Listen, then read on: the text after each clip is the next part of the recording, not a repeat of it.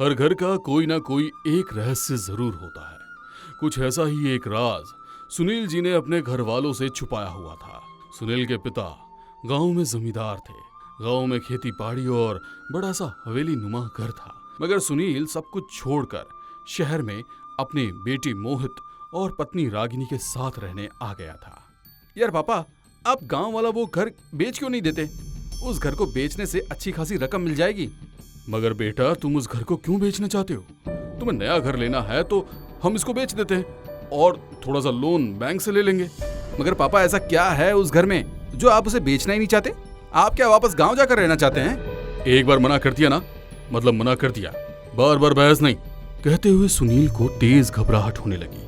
उसकी आंखों के आगे अंधेरा छा गया और वो बेहोश हो गया। सपने में उसे अपना पुराना गांव का घर नजर आ रहा था। अपने घर में छोटा सा सुनील बॉल से खेल रहा था। तभी उसकी बॉल उसके हाथ से फिसलकर सीढ़ियों से नीचे किसी कमरे में जाकर गिर गई। वो धीरे धीरे अंधेरे में उन सीढ़ियों से उतरते हुए घर के तहखाने में पहुंच गया।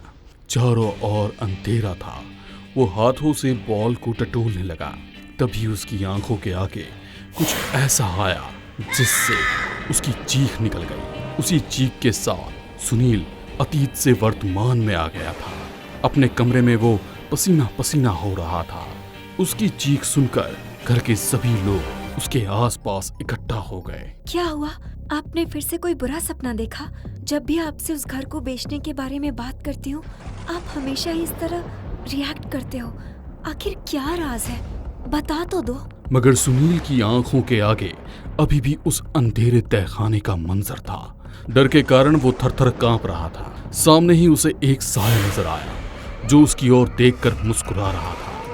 मैं अतीत हूँ और तुम मुझसे पीछा नहीं छुड़ा सकते। उसे अपनी आंखों के सामने देखकर सुनील ने अपनी आंखें बंद कर ली।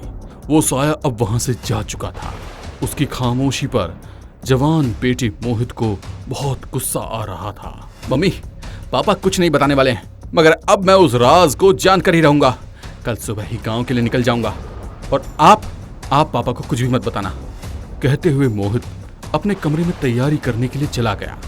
सुनील के उठने के पहले ही मोहित अपनी कार से गांव के लिए निकल गया था। कुछ देर में ही मोहित अपने गांव पहुंच गया। इतने सालों बाद भी उसका रुतबा अलग ही था। केवल रख रखाव की कमी के कारण दरवाजे पर जंग लग चुकी थी और दीवारों पर पेड़ पौधे उग आए थे।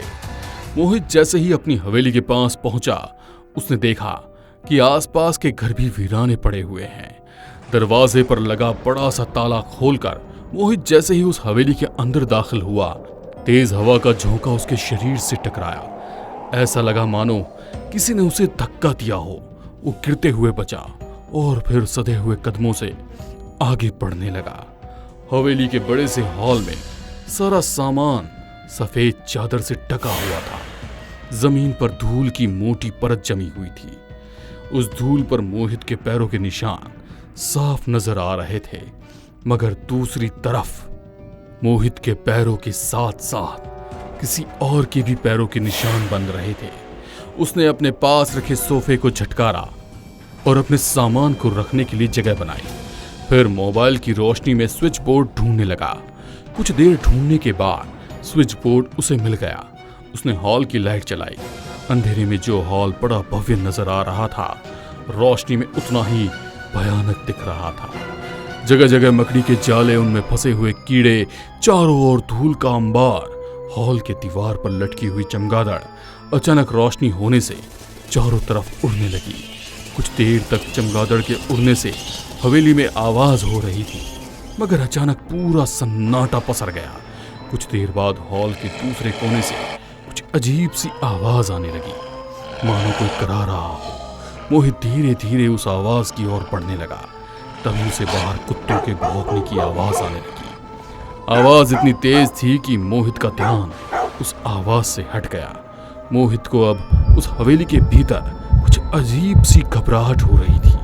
पूरी हवेली घूमने के बाद उसे एक बंद दरवाजा नजर आया, जिस पर बड़ा सा ताला लगा हुआ था। उस दरवाजे पर कुछ अजीब से निशान बने थे। साथ ही दरवाजे पर मौली के धागे से बंधी हुई पोटली भी लटक रही थी। मोहित उस ताले को पकड़कर खोलने की कोशिश कर ही रहा था कि उसका फोन बज गया। फोन सुनील जी का था। तुम हर वक्त अपनी मनमानी क्यों करते हो? अभी के अभी वहां से लौट आओ। वो हवेली नहीं बल्कि हमारे खानदान को खत्म कर देने वाला श्राप है। कहीं तुम्हें कुछ हो ना जाए बेटा। कहते हुए सुनील रोने लगा। मोहित को कुछ समझ नहीं आ रहा था कि वो क्या करे।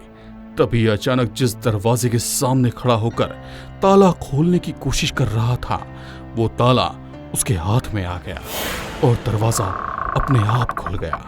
जैसे ही दरवाजा खुला, ढेर सारी मकड़ियां अचानक से मोहित के मुंह पर आ गई। सारी मकड़ी उसके ऊपर चल रही थी। वो खुद को बचाने के चक्कर में उन्हें हाथों से हटा रहा था। अचानक उसका बैलेंस बिगड़ा और वो दरवाजे के भीतर दाखिल हो गया। सामने ही सीढ़ियां थी। वो उन सीढ़ियों से गिरता हुआ एक तहखाने में जा गिरा। वहां खूब अंधेरा था। अपने हाथ में रखे हुए मोबाइल की रोशनी से वो अंधेरे कमरे में चारों तरफ देखने लगा। वो कमरा कुछ और नहीं बल्कि उस हवेली का तहखाना था, जहां पर ढेर सारे राज दफन थे। वो चारों तरफ मोबाइल की रोशनी से बाहर निकलने का रास्ता देख रहा था, मगर अभी वो जिस सीढ़ी से गिरा था, वो सीढ़ियां भी अब वहां पर नहीं थी। वो हैरानी से सब और देखने लगा। तभी उसे अपने पीछे से कुछ आवाज आई। वो पलटकर उस आवाज की ओर देखने लगा। उसके पीछे एक बड़ा सा बक्सा था। उसमें से एक जला हुआ शरीर बाहर आने लगा। उसे देखकर मोहित की चीख निकल गई। वो शरीर धीरे धीरे मोहित की ओर बढ़ रहा था। दूसरी तरफ सुनील को इतना परेशान देखकर उसकी पत्नी रागिनी बोली, बेटा अपने ही तो घर पे गया है, इतना क्यों परेशान हो रहे हो? कल तक आ जाएगा। वो घर नहीं बल्कि मौत के मुंह में गया है।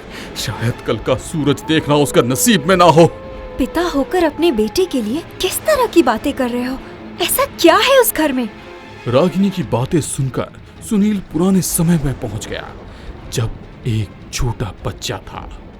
सुनील अपनी बॉल लेने के लिए तहखाने में गया था, तो वहां पर उसकी बड़ी माँ और बड़े पिताजी काले कपड़े पहने हुए एक घेरे के अंदर बैठे थे। वहां पर मानव खोपड़ी के ऊपर एक मोमबत्ती जल रही थी। केवल उसी मोमबत्ती की रोशनी पूरे कमरे में थी। मोमबत्ती से पिघलता हुआ मोम उस खोपड़ी के ऊपर गिर रहा था। सुनील उन दोनों की निगाह से दूर उन्हें चुपचाप देखने लगा।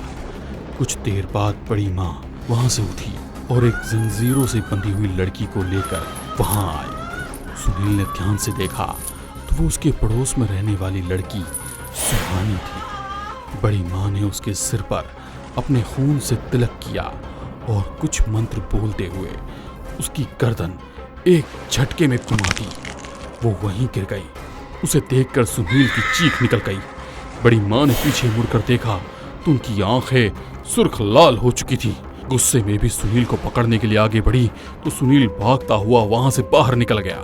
फिर उस लड़की की लाश छुपाने के लिए बड़ी माँ ने वहीं तहखाने में पूजा खत्म की और उसके बाद उसकी लाश को एक बक्से में बंद कर दिया। उस रात सुनील डर के कारण तेज बुखार में तप रहा था।